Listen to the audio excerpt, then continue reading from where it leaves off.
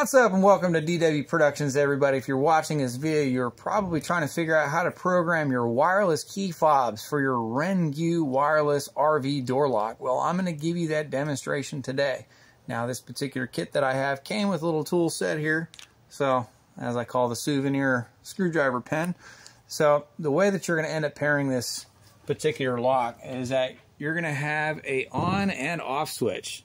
So that off switch right there, so that is where you can disable your locks to where the remote key locks work or do not work.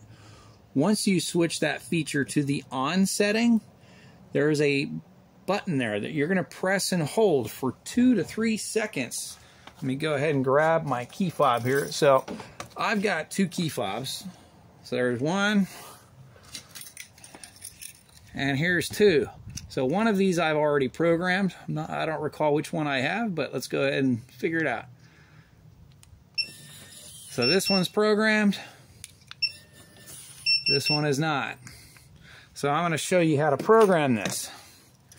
So the button right here, you can use either one of these.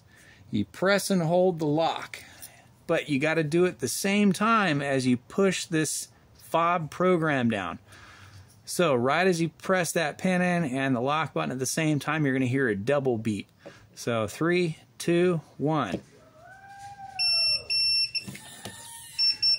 And that's it.